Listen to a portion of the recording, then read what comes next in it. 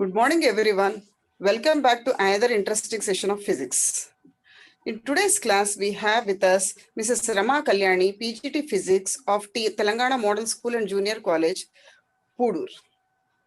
Madam, in the last session, she has dealt with dual nature of matter and radiation. In that interesting session, Madam has dealt with what are cathode rays, what are the cathode rays are called as, and what is J.J. Thomson's experiment. And she also extensively covered about photoelectric effect. What is photoelectric effect? In the last class, she has introduced photoelectric effect. In this class, Madam will be speaking about the various factors that are influencing photoelectric effect. And you also get introduced to the beautiful phenomenon of particle nature of light. What is a photon? Over to you, Madam. Please continue with your session. Thank you, ma'am. Hello, children. I hope you all have revisited the site to look back into this concept of dual nature of radiation and matter. So, children, in the previous session, we have talked about the discovery of cathode rays and the discovery of electrons. Nonetheless, both of these have come out to be the same. Cathode ray particles are nothing but the negatively charged electrons. Right, children? Now, we had carried on our session for photoelectric effect and have studied it experimentally also. The children, let us have a brief review of what we have done in the previous session. The children, in the previous session, we have seen that in 1870, William Crook had discovered the cathode rays. Children, this is a cathode ray tube, a similar thing that we have seen in previous session. This is the cathode plate, children, and this is the anode plate. Okay, children, the positive, this is connected to the positive terminal from here, and this is connected to the negative terminal here. Okay, children. So here, cathode plate means it is connected to the negative terminal. So when electric field is applied to it, negatively charged particles are emitted from this cathode plate and they are going towards the anode. Why should they go towards the anode, children? Because anode is positively charged. Okay, children? So it is attracting particles from the cathode, which was discovered by William Crook himself, that they are negatively charged as they are moving towards the anode. So he established that these cathode rays are negatively charged particles. Next, in 1887, J.J. Thomson proved that the cathode rays consist of negatively charged particles. Okay, children? He said that they are not just rays, but they consist of particles, negatively charged particles, and he calculated experimentally the specific charge value, which is E by M, the ratio of charge of the particle to the mass. So, individually, it was not known, individual values of these two were not known to J.J. Thomson. It was found that this E by M value was universal. Universal means whatever metal plate was used for cathode, all of them had the same specific charge value. This proved the universality of the cathode ray particles, children, which means whatever metal we are using, whatever particles are coming out from the metal, all those particles must be the same because their specific charge values are the same, isn't it, children?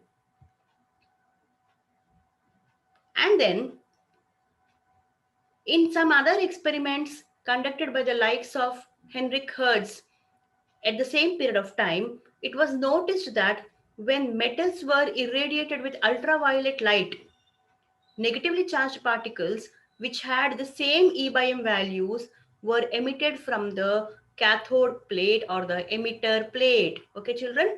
Children, cathode plate is the emitter. Emitter means one which emits light, emits the particles. Okay, children? So it is a cathode plate that is giving off electrons. Okay, children? That is giving off electrons. So it is the cathode ray plate is the emitter plate. So metals when irradiated with ultraviolet light emitted negatively charged particles. It was observed that these particles also had the same E by M value. Okay, whatever may be the process, the particles, the negatively charged particles that got emitted from the cathode plate or the emitted plate are the same particles. So J.J. Thomson universally named them as electrons. Right, children? Whatever electrons we know that are present in the atom revolving around the nucleus were cathode ray particles themselves, which are negatively charged. And then when we are talking about electrons getting emitted, it is clear to us that there must be some energy pushing them out. Otherwise, electrons cannot come out on their own, isn't it, children? So the minimum energy required by an electron to escape from the surface of the metal is called its work function. Okay, children? So just like if you remember ionization energy in our 10th class, the ionization energy is the energy required to remove an electron from the last shell. Yes, children? So work function is a similar definition, the minimum energy required by an electron to escape from the surface of the metal. So in order for the electron to come out of the metal, to get emitted from the metal, a minimum energy is required, which is given by the work function of the metal. The work function is a characteristic property of the metal. And then we have gone to define the photoelectric effect. Photo means light, electric is electricity. That means it is a conversion between light to electricity. So it was found that when light of suitable wavelength or frequency illuminates a metal surface or falls on a metal surface, electrons are emitted from the surface of the metal. This phenomena came out to be as the photoelectric effect. Okay, children?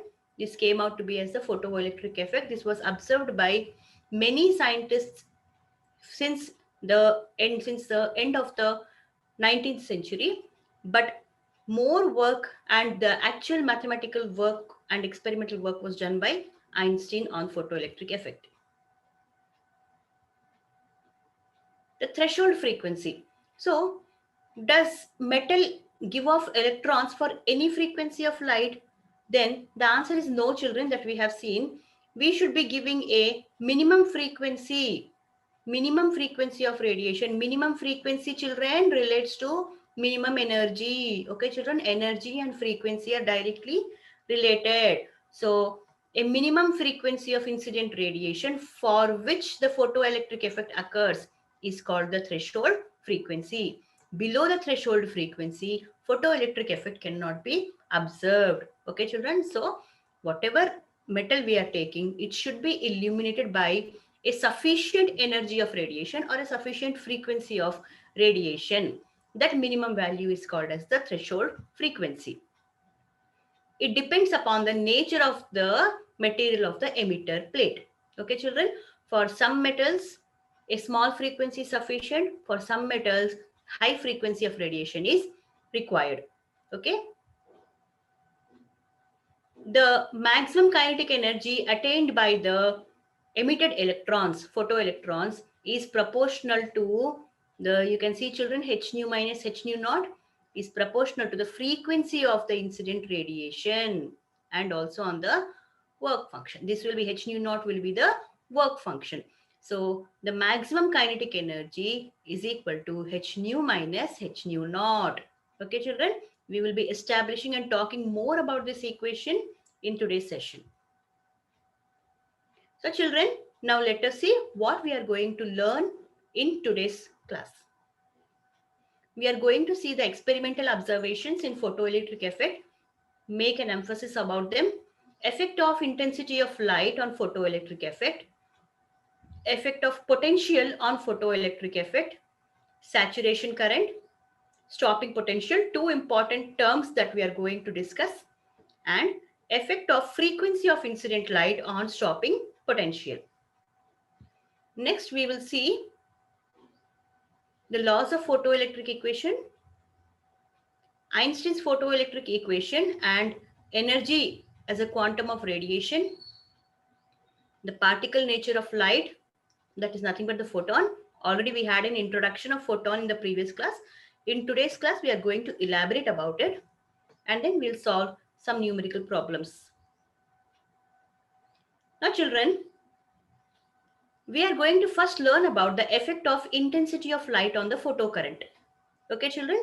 Now, intensity of light, children, here you see there's a yellow color light just for diagrammatical representation.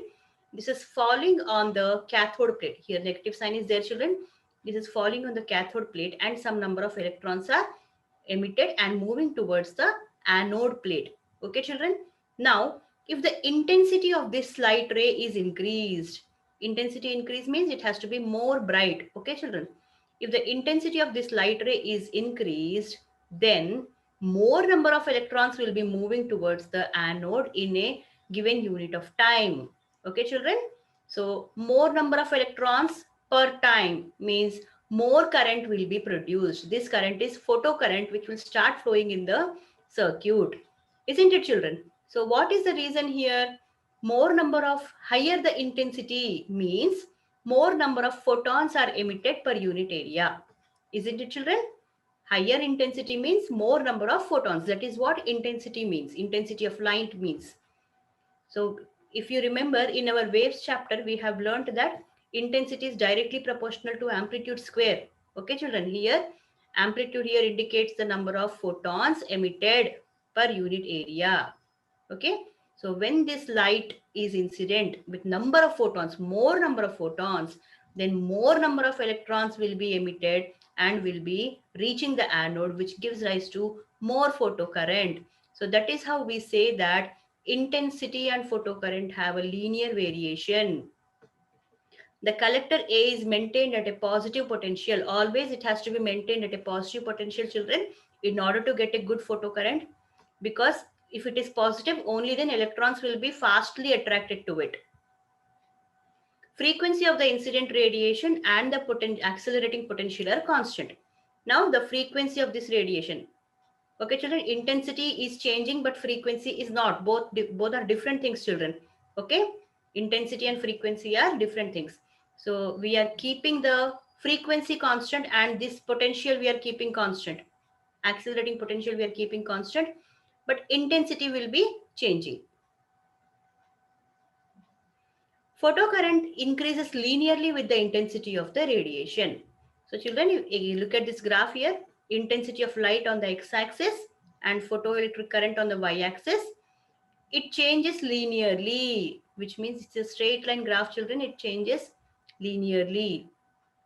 So the number of photoelectrons emitted per second is directly proportional to the intensity of the incident radiation.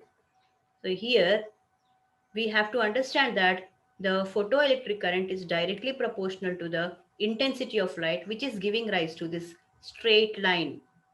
So the number of photoelectrons emitted per second, which is nothing but the photocurrent, electrons per second, charge per second is nothing but the current, the flow of current is directly proportional to the intensity of the incident radiation. So current is directly proportional to intensity, which gave rise to this linear graph. So let us see this, children. The x-axis is the intensity of light. The y-axis is the photoelectric current. And in between these two, we have a straight line graph.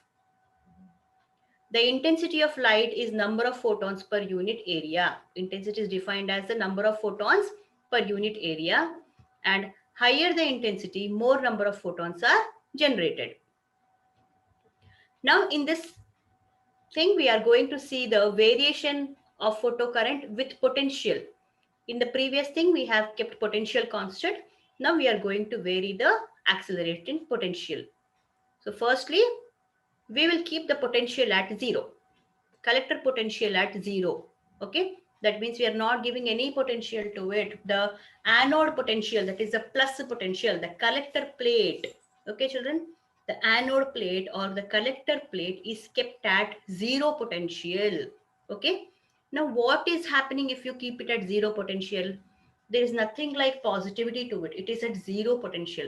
So there is nothing like positive plate on it. There is the attractive force which should be given to the electrons will be decreasing. Yes or no?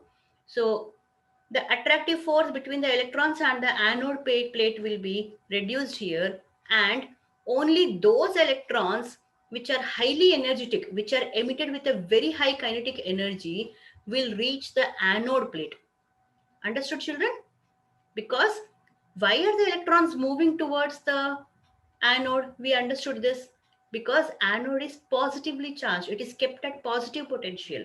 Okay, so it is attracting the negatively charged electrons. What if anode does not have any charge at all? It is just a metal plate. You're not giving any positive charge to it. What will happen at that time?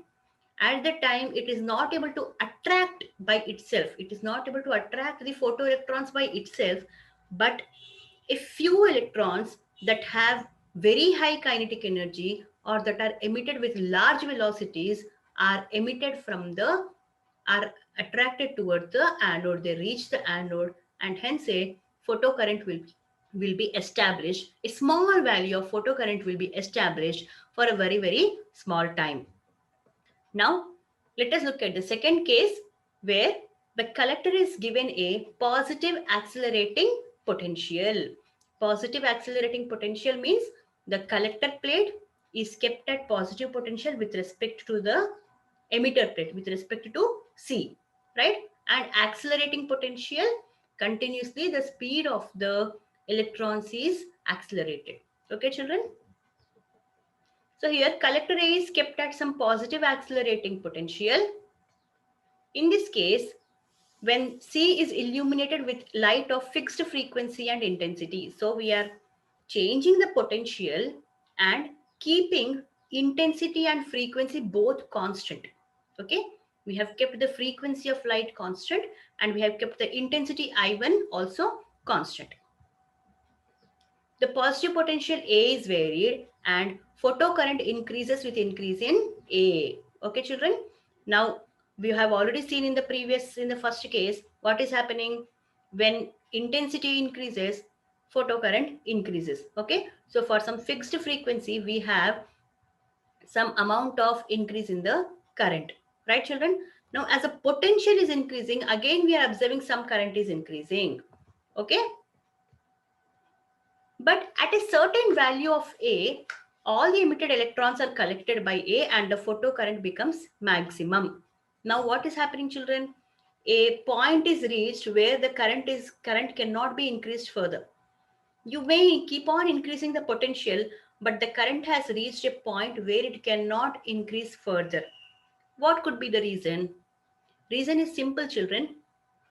For a given frequency of radiation, it can emit only a set of electrons, only some electrons, which can come out of the metal using that frequency of light. Children, we are keeping the frequency fixed here. Remember that. Okay.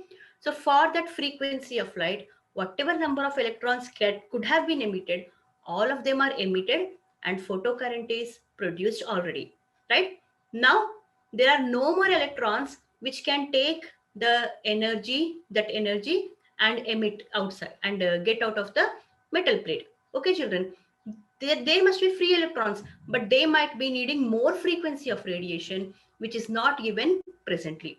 So here, and intensity is also not increased. Intensity is also not increased here. So mainly we have to talk about intensity. So for that intensity, more number of photoelectrons could not be generated. So at a certain value of A, all the emitted electrons are collected by A and the photocurrent becomes maximum. So here, children, you can see the current has increased for some time and it got saturated, stopped. This is called as the saturation current. This maximum value of the photoelectric current is called saturation current. Okay, children? So for a fixed intensity of light I, this is for a fixed intensity of light I1, it has increased with the voltage. Okay, current has increased because you are increasing the voltage. Okay, and then it became constant because now intensity is not increasing and the frequency is also remaining the same. It cannot emit more number of electrons and current is saturated. Okay, children? So this is the saturation current. This maximum value of photoelectric current is called as the saturation current. You can see, children, this value on the y-axis gives you the value of the saturation current. Now we will see the variation of photocurrent on our own. The x-axis gives the accelerating potential. The y-axis gives the photoelectric current. This is a graph, children, for intensity I1. A small increase with the accelerating potential, and after some time it becomes stable. The current reaches a maximum value and saturates. This is called as a saturation current. This value is called as the saturation current. We will define the next term called as the stopping potential, children. Stopping potential. What should be stopped? What should be stopped here, children? Yes, we have to stop the photoelectric current. So what should be done in order to stop the photoelectric current? Collector at negative or retarding potential with respect to C. So here, what we are doing now is, we are giving negative potential to the emitter, to the collector plate. Yes, anode plate, which was earlier maintained at positive potential, is now given a retarding potential. Okay, children, retarding potential or negative potential. That is, now we are decreasing the potential value. We are going towards the negative side of it. Okay. So here, now the anode plate becomes negative with respect to the cathode plate. If you remember, children, we had talked about the commutator in our previous session, which helps in reversing the polarities from plus to minus and minus to plus. So now with the help of that commutator, we will be giving negative potential to the anode plate or the collector plate. When the polarities are reversed, the emitted electrons are repelled by anode. Obviously, children, now because anode is kept at, the collector plate is kept at a negative potential, how can it attract electrons? Like poles repel, avuna, right? So when electrons are emitted from the cathode plate or the emitter plate, they are unable to reach the anode because now anode is maintained at negative potential on purpose. So again, here also what happens, for some time, some of the highly energetic electrons may reach the anode, even overcoming the repulsive forces. Okay. Even though there are repulsive forces, some electrons might be reaching with high energy, they have been emitted and they might be reaching the anode. In this way, a small amount of current is created. Still a small amount of current is going on in the circuit. Now we will further increase the negative potential. Okay, that is, we are going on the negative side of the potential, children. Okay, we will further increase the negative potential, and to after a certain value of this negative potential is reached, we will see that the photocurrent becomes entirely zero. No more electrons can be reaching anode now. They will be repelled from the anode. Okay, children, I hope you understood this point. So a potential, the minimum negative or retarding potential, which is given to the collector plate, for which the photocurrent stops or becomes zero, is called as the cutoff or the stopping potential. These two definitions are important, children. The saturation current and stopping potential. See the diagram again here, children, the graph here. The x-axis is accelerating potential towards the right. Y-axis is the photoelectric current. This is for intensity I1 we have taken. The current increases for some time and then becomes constant. And on the left side, is the negative retarding potential given, and for some value here the photocurrent is becoming zero. It is falling and becoming equal to zero. This is called as the stopping potential. So the maximum potential, the minimum potential, minimum negative or retarding potential for which the photocurrent becomes equal to 0 is called as the stopping potential. So for intensity I1, it is minus V01. Okay, children? Now what we have understood from this, we will see. All the photoelectrons emitted from the metal do not have the same energy. What could be the reason, children? Actually, we are giving the same frequency of radiation, which means same energy should be, we should be expecting the same energy. But what is happening here is there are some electrons which are emitted directly from the surface, which are very close to the surface of the metal, and some electrons which are a little bit deeper in the metal. Okay, children. So the electrons that are present near the surface of the metal, when they receive the photon radiation, they emit instantaneously with very high velocities and kinetic energies. Okay, but electrons that are a little bit inside, right, children, which are a little bit inside, they have to travel a little bit longer and then come out of the surface. So here some of the energy they are using in the inside of the metal plate itself. Okay, so while they're coming out, their energies will be little bit lesser compared to the surface electrons, right, children? That is the difference where the velocities are different, or the kinetic energies are different for the photoelectrons that are emitted. Photocurrent is 0 when stopping potential is sufficient to repel even the most kinetic, most energetic photoelectrons. Okay, children? So we have seen that even though we are giving negative potential to the anode plate, some highly energetic electrons are able to reach the anode plate. Now, we need a potential value which will stop the most energetic electrons also. Okay, that potential came out to be known as the stopping potential.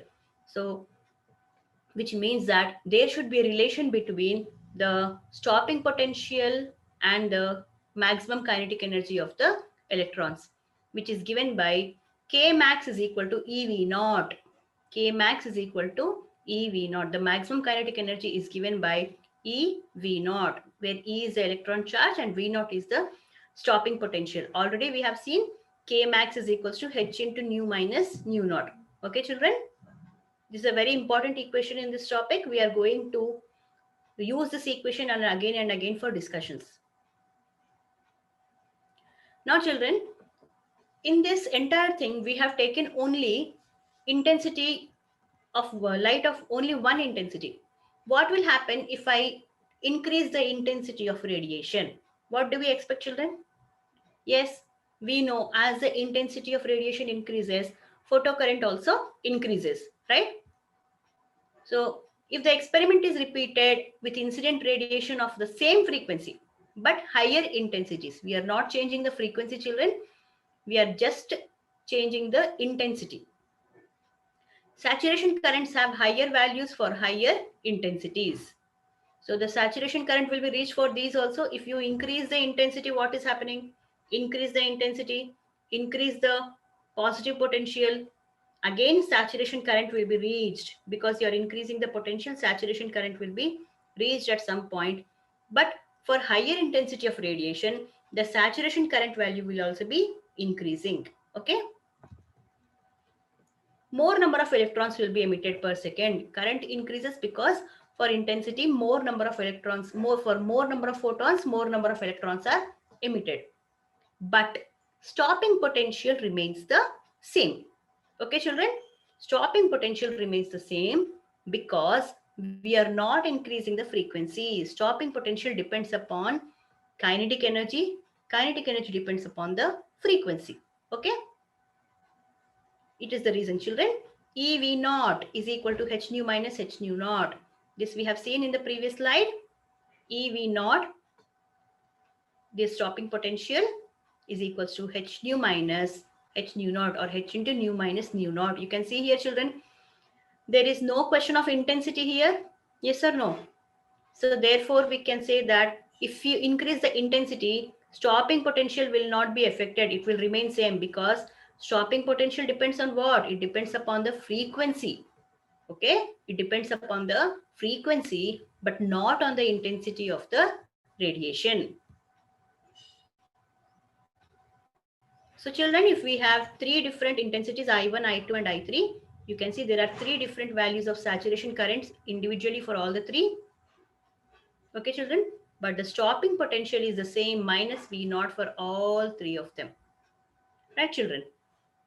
It is the same for all three of them, because here, though we have increased the intensity, we have not changed the frequency. Frequency remains constant, right? Therefore, stopping potential also remains the same. Now let us see what we understand more. For a given frequency of incident radiation, stopping potential is independent of its intensity. So for a given frequency, that's for a fixed frequency value, stopping potential is independent of its intensity.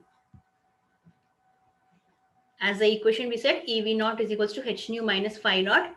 The same equation, children, rewritten in the form of work function. EV naught is equals to h nu minus phi naught, where phi naught is the work function. The maximum kinetic energy of a photoelectron depends on the light source and the emitter plate material.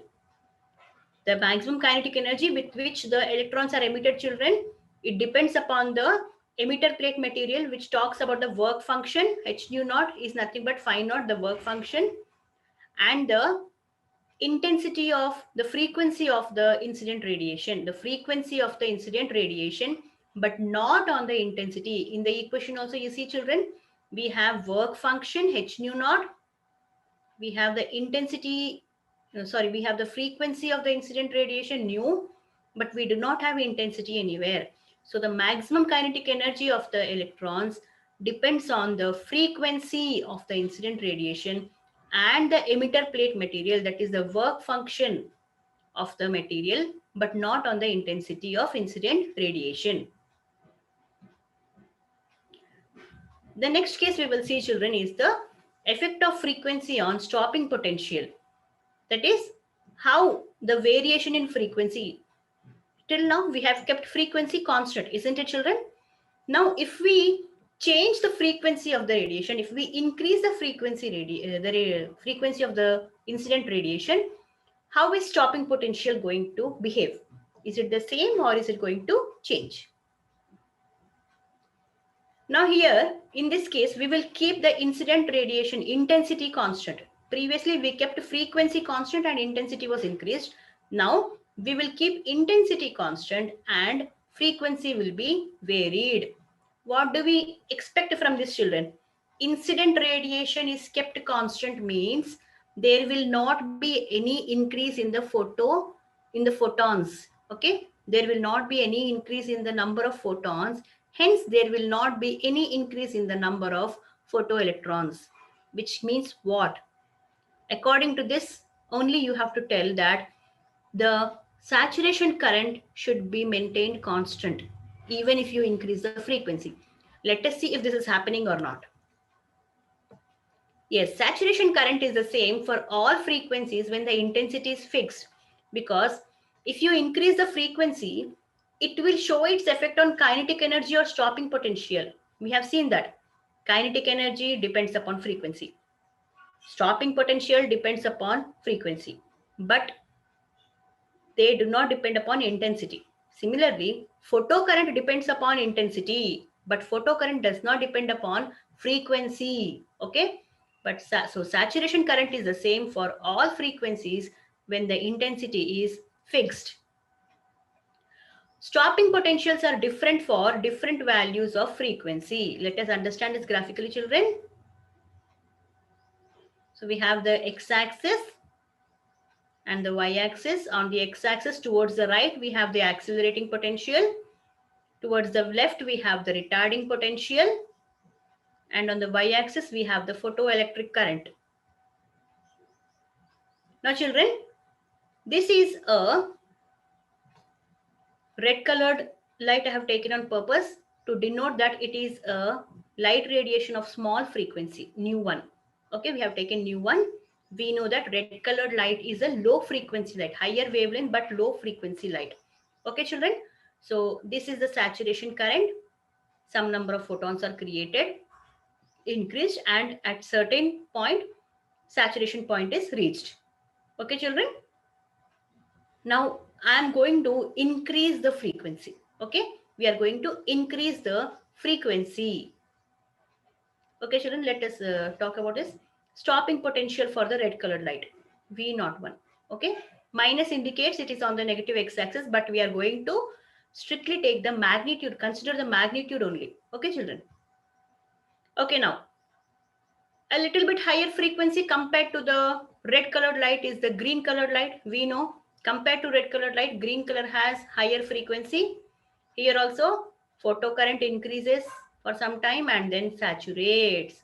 See children, the photocurrent is getting coincided here. The saturation currents are getting coincided for red and green colors. So this is frequency nu2, which is higher than nu1, and it has a stopping potential of V02. Okay, children, where V02 is greater than V01. Next, we will take more higher frequency light, the blue colored light. We know blue colored light region is the high frequency region and low wavelength region. For this also you have seen photocurrent increases and becomes stagnated or saturated. What phenomena we are seeing here is children, though you are increasing the frequency, nu1, nu2 and nu3, though you are increasing the frequency, the saturation current is the same for all the three. Yes or no? The saturation current is same for all the three, whereas the stopping potentials are changing. Yes, the stopping potentials are changing. V01, V02 and V03 for nu1, nu2 and nu3 respectively, such that nu3 is greater than nu2, greater than nu1, and V03 is greater than V02, greater than V01, which means the more higher frequency of radiation you use, more stopping potential is required. Okay, children? Why? Because when you use higher frequency of radiation, it gives rise to high kinetic energy electrons. And to stop this high kinetic energy electrons to reach the anode, we need to give more retarding potential, more negative potential to the anode to stop them from reaching the anode. Okay, children? So here we understood that frequency and stopping potential are directly related, just like frequency and kinetic energy. Kinetic energy and stopping potential, we have frequency and stopping potential also directly related. The same thing here children, nu3 is greater than nu2 is greater than nu1, and they have different stopping potentials, v01, v02 and v03, such that v03 is greater than v02 and v02 is greater than v01, and this is the value, the common saturation current value for all the three. As we are increasing the frequency, not increasing the intensity, the saturation current remains the same for all the frequencies of radiation for a fixed intensity. We will continue with this children. The energy of the emitted electrons depends on the frequencies of the incident radiation. Already we have discussed this children. Emitted electrons energy depends upon the frequency of the radiation, such that the equation is given by K max is equals to h nu minus h nu naught. Once again, I am emphasizing h nu naught is the work function of the metal, which is given by phi naught. And we also know that K max is equals to EV naught. Kinetic energy depends upon, stopping potential depends upon maximum kinetic energy.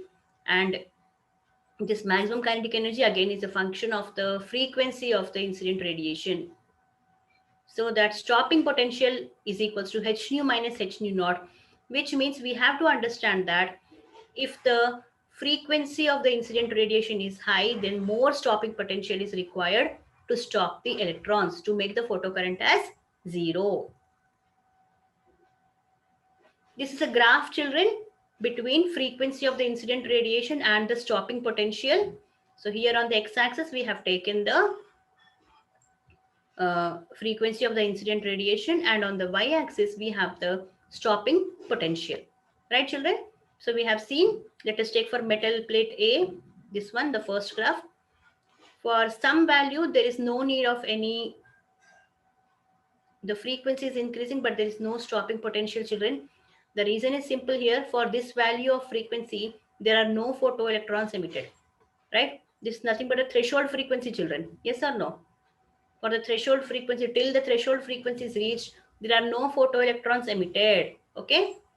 Now, as after the threshold frequency is reached, as the frequency is increasing, stopping potential increases linearly with the frequency. Okay, children, for two metals it is given here. This is the threshold frequency of metal plate B. Till here, there is no stopping potential, which means there are no photoelectrons emitted. And after the threshold frequency is reached, there is a linear variation between the frequency of incident radiation and the stopping potential. Right, children? Now, the same graph, if we extend the straight line towards the negative axis, let us see it mathematically, children. We know K max is equals to EV naught and K max is equals to H nu minus H nu naught, such that EV naught is equals to H nu minus H nu naught. Okay, children, we are trying to bring an equation from this. V naught is equals to this E, when it is transferred to the right hand side, becomes H by E nu and minus H by E nu naught, right? In the next step, what we're doing is, we know that H nu naught is equals to phi naught, that is the work function. So instead of writing this separately, we are writing it as H nu naught is equals to phi naught, the work function. So this equation becomes V naught is equals to H by E into nu minus phi naught by E. So if you compare this equation with the straight line equation, children, what is the straight line equation? Y is equal to mx plus c, where we know m is the slope of the line and c is the intercept. Okay, children? So here, this intercept, this x-intercept is the threshold frequency, okay, nu naught, and the y-intercept here made is phi naught by e. You can see here, children, with the minus sign, minus phi naught by e. This will be giving the intercept value, okay? And the slope of this, children, m, you can compare here, children, m is h by e. The slope is h by e. Okay, children? So this is a very important graph, children. This graph helped to calculate the to experimentally find the value of h value. It gave a proof for the h value experimentally also.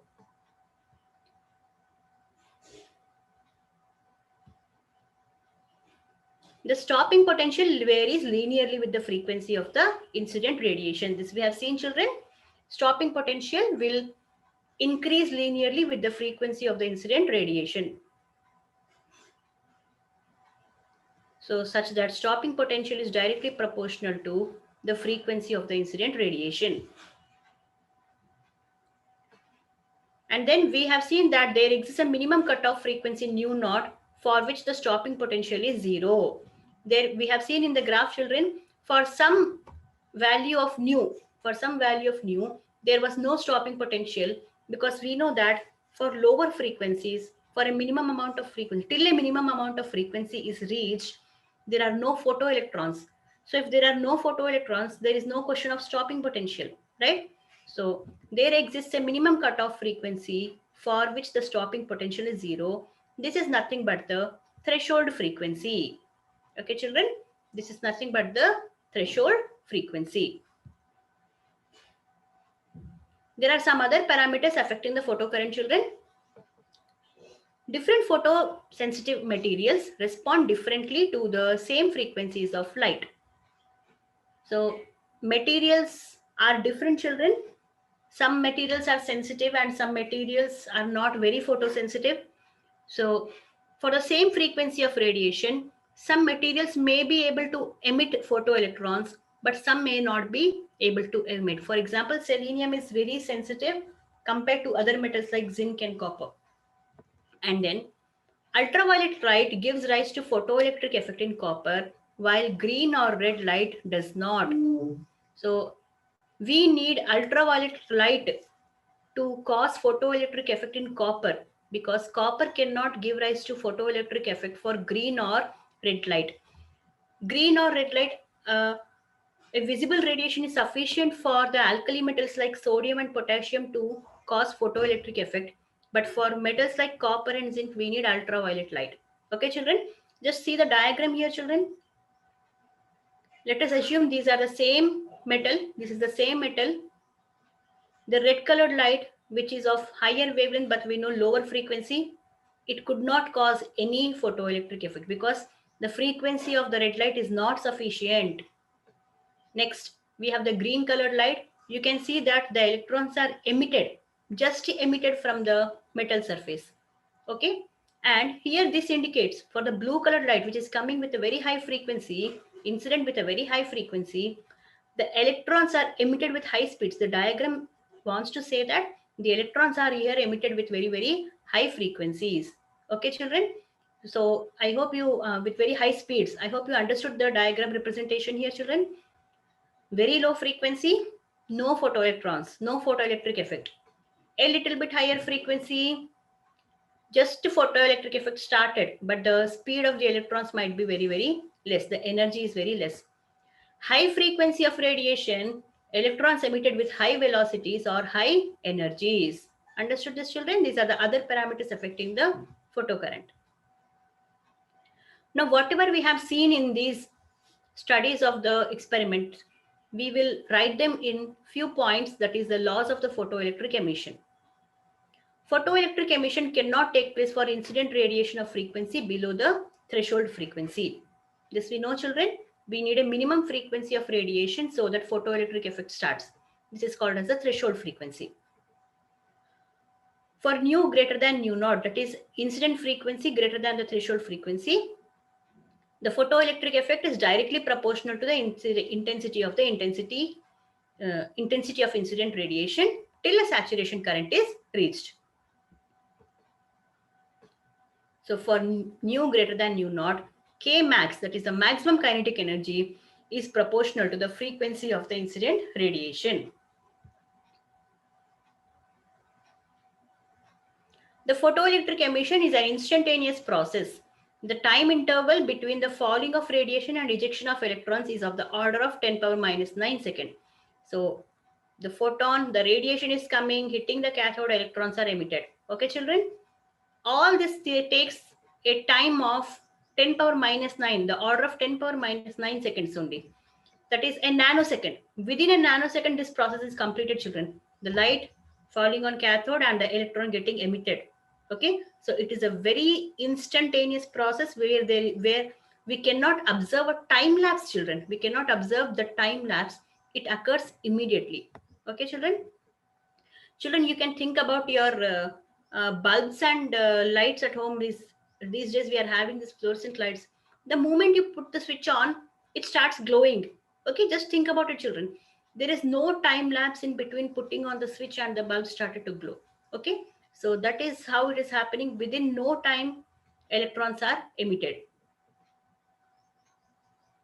Children, now we will see the important equation, Einstein's photoelectric equation. So it all started with Max Planck's idea that energy is emitted or absorbed in discrete packets. Okay, so it was the idea of Max Planck that when he studied the electromagnetic spectrum, he said that whatever is the energy, this energy is either absorbed or emitted in the form of discrete packets, which is given by each, the energy of each packet is given by E is equals to h nu.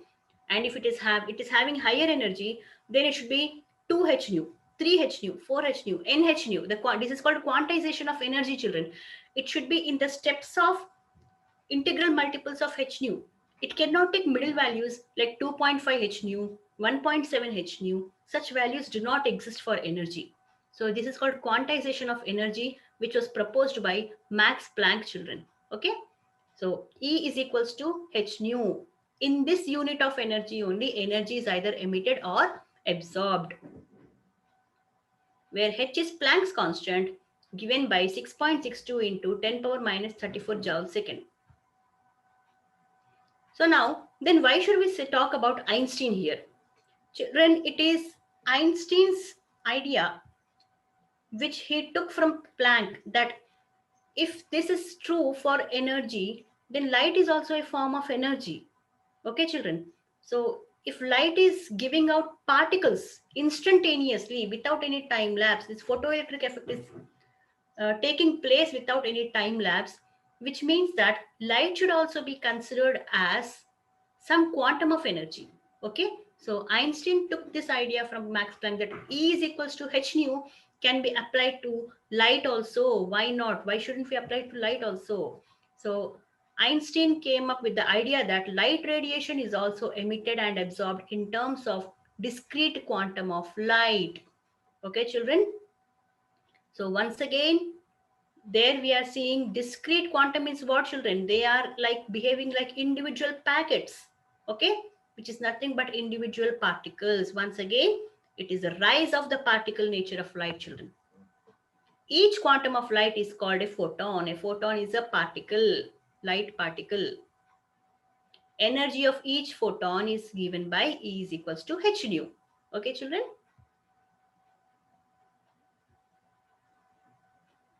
This electron takes energy. Electron takes the energy h nu to eject out of the metal and leave the surface with some velocity. So the photon's h nu energy is taken by the electron, and this energy is used by the electron to jump out of the metal and move off with some kinetic energy.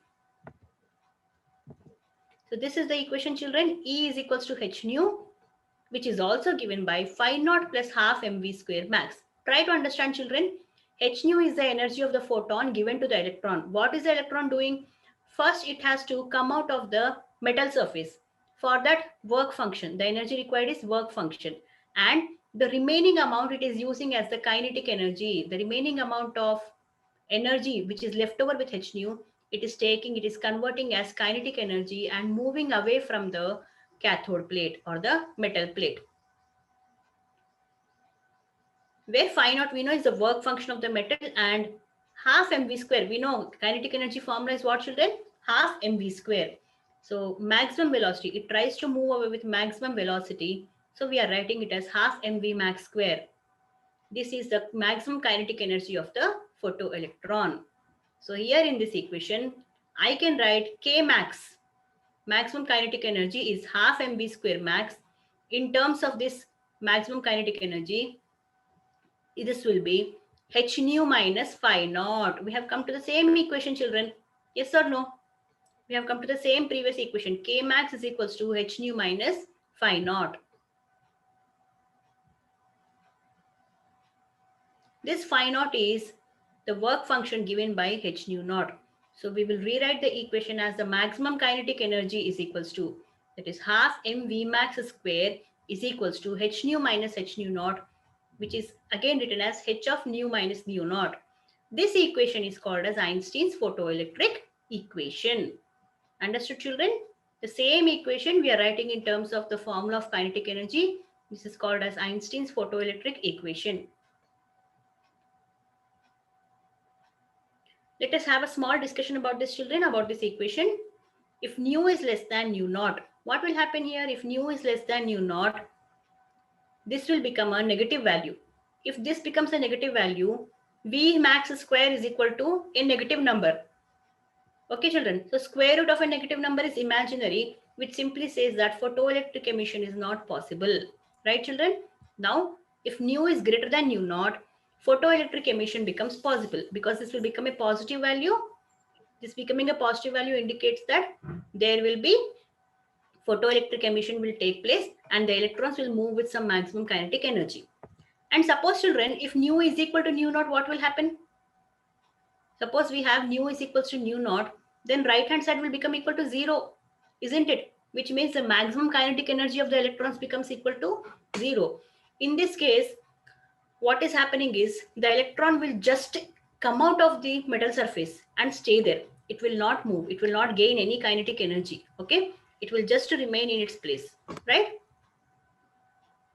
The kinetic energy of the emitted electrons is given by h nu minus h nu naught.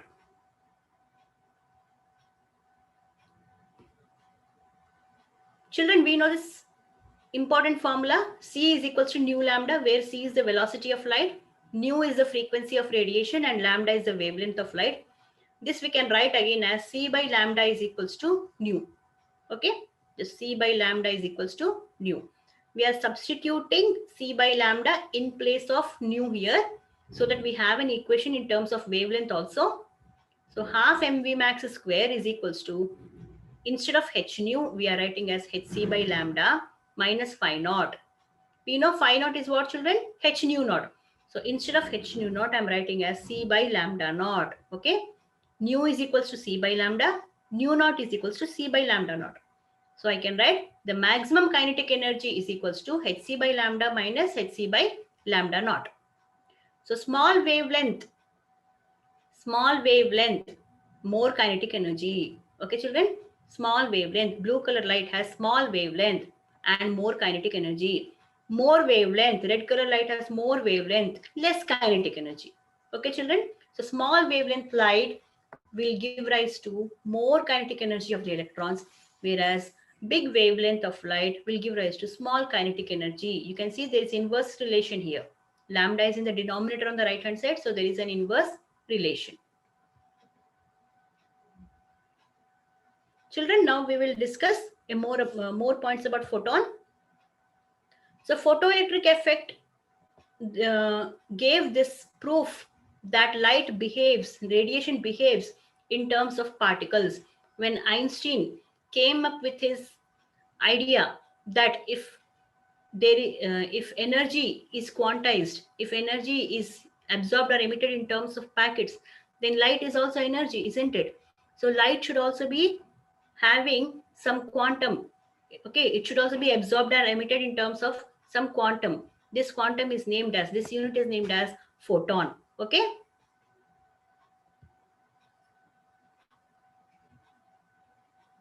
He concluded that some energy and momentum is always associated with the photon. Okay, children? The energy is nothing but E is equals to h nu. And the quantum of light was considered as a particle called photon. These photons are packets of energy which are emitted by a source of radiation. Now we'll study more about some important points about a photon that we should know, children.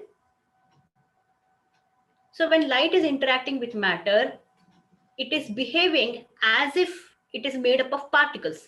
That is nothing but we have seen in the form of the absorption of photon and the emission of electrons. So these particles are called photons.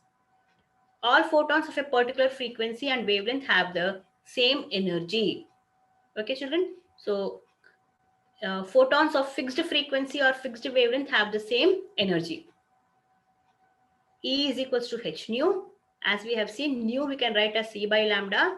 So in terms of wavelength, we will write E is equals to hc by lambda. Okay, children, these are the two formulae which we can use interchangeably.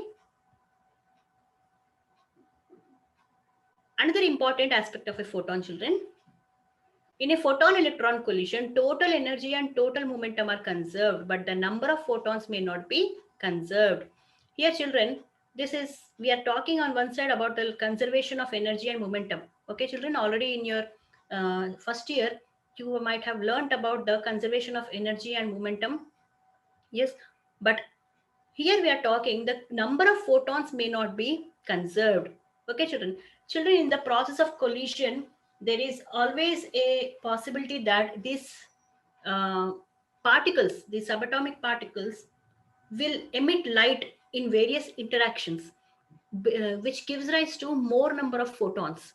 So, children, in collision process, there is always a possibility that more number of photons will be created, or the one remaining photon will also be consumed up. Okay, so photon number is not conserved, children. Photon number may increase or decrease depending upon the type of collision taking place there.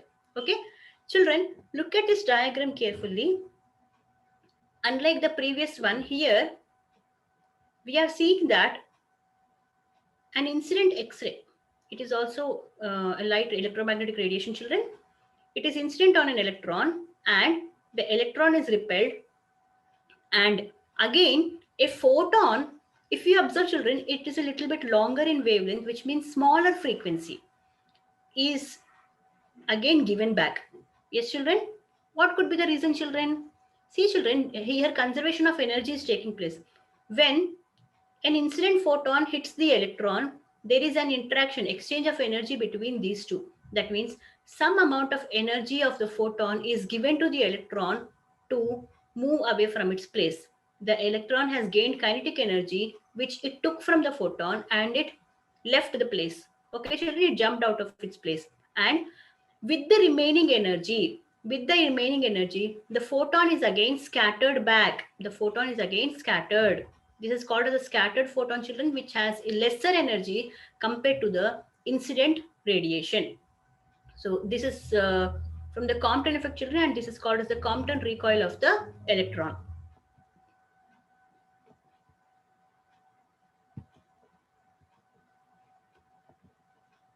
Photons are electrically neutral, children.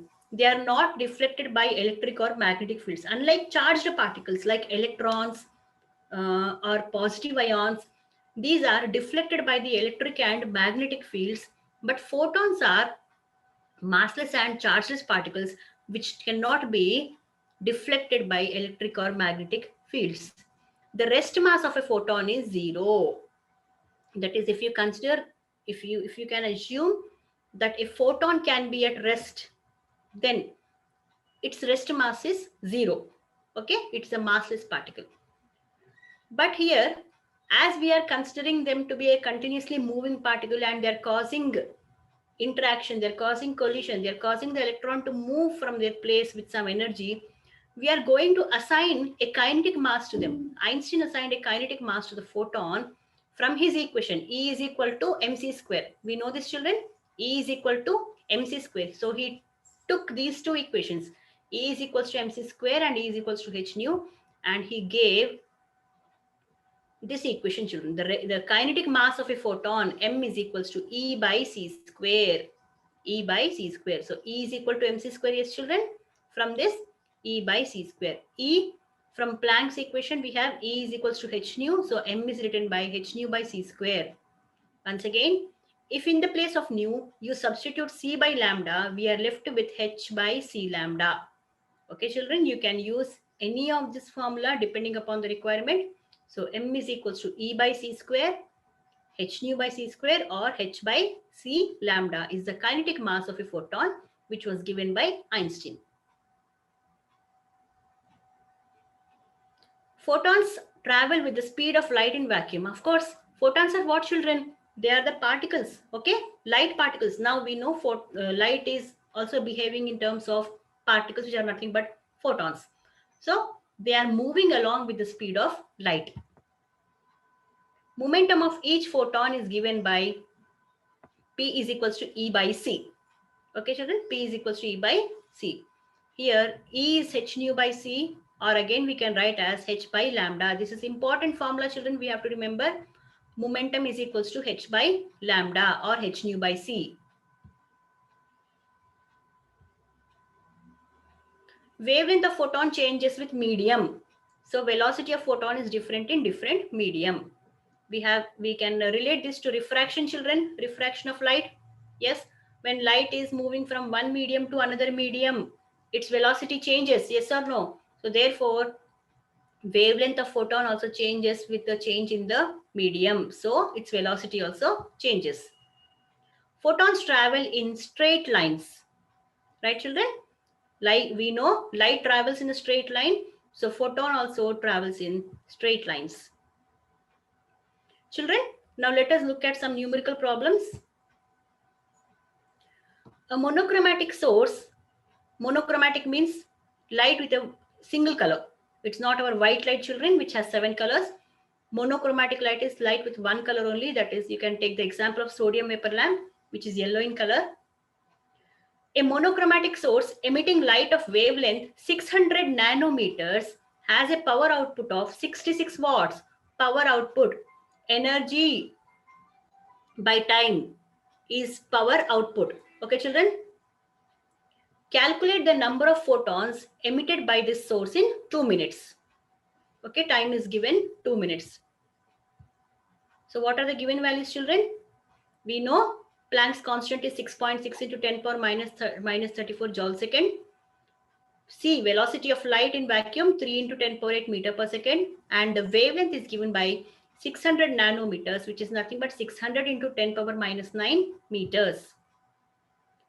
energy, we have seen the different formula. Here we are taking, depending upon the data we have, as hc by lambda. So h is 6.6 into 10 power minus 34. C is 3 into 10 power 8. Lambda is 600 into 10 power minus 9. So it came out to be 3.3 into 10 power minus 9 joules. After calculation, children, it came out to be 3.3 into 10 power minus 19 joules. So energy emitted per second. Power is nothing but energy emitted per second. That is energy by time is equals to 66 joules. 66 by 1, children, but that will be 66 by 1, that is 66 joules. So number of photons emitted by the source in 1 second will be 66 divided by the energy.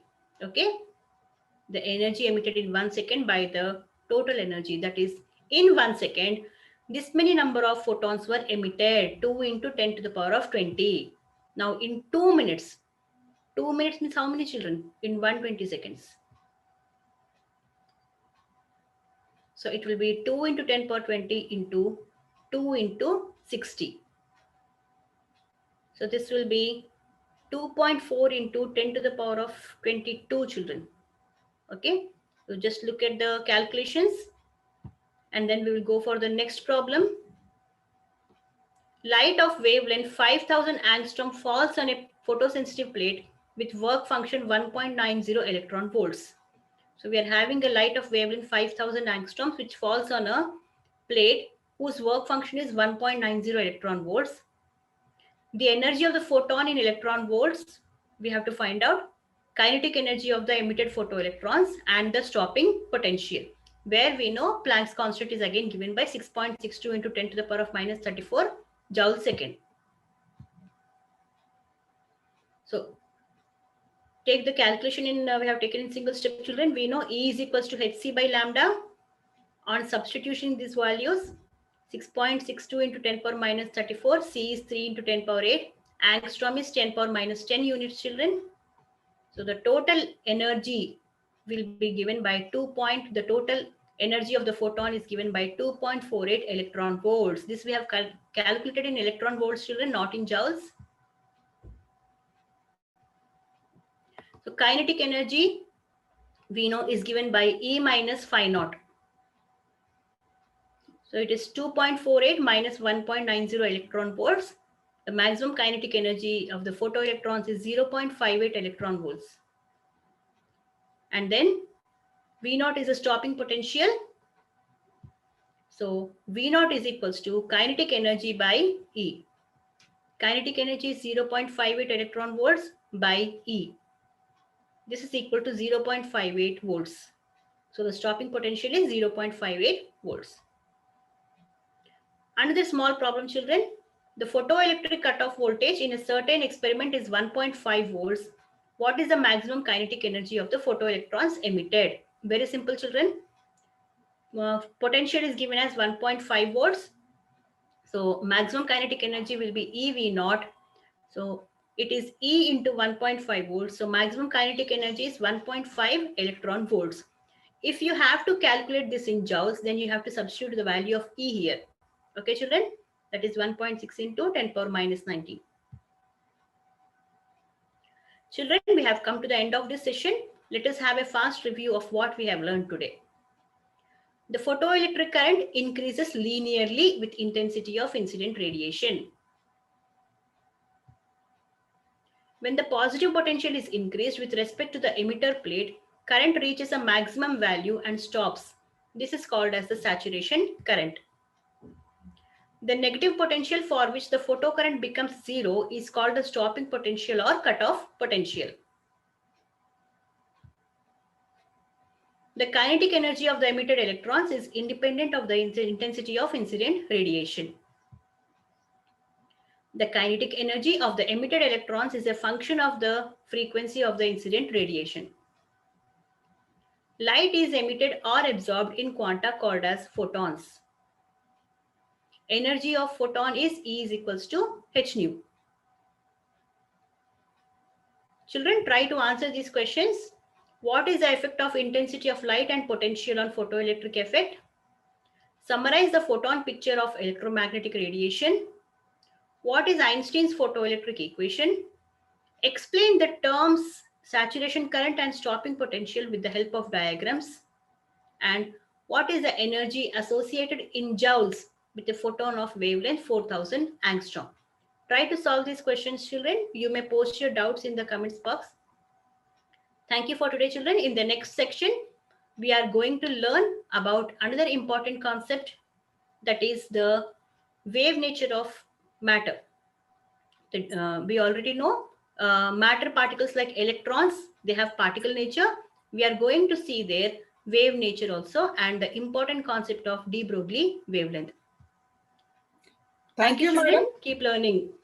Thank you, Thank you, madam. ma'am. Children, today in this session, you have learned about Einstein's photoelectric equation. Very important to understand the dual nature of matter and light. And you have also known the key concepts of how the electric current varies with intensity, and what is saturation current, and what is the stopping potential. And you have also learned about the kinetic energy of emitted electrons. And you have also learned about light is emitted, it behaves as a particle, and it is emitted in the form of photons or quanta or packets of energy. In the next session, as madam was telling, you will be learning about the wave nature of light. Thank you, madam, for elaborate and extensive explanation about the particle nature of light and Einstein's photoelectric equation. Thank you very much.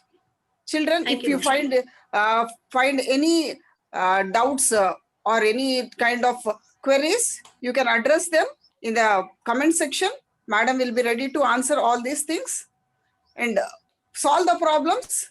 And you can attempt all the other problems from the textbook also. Please revisit this session for either for any clarifications and make your own notes. Thank you, madam. Thank you.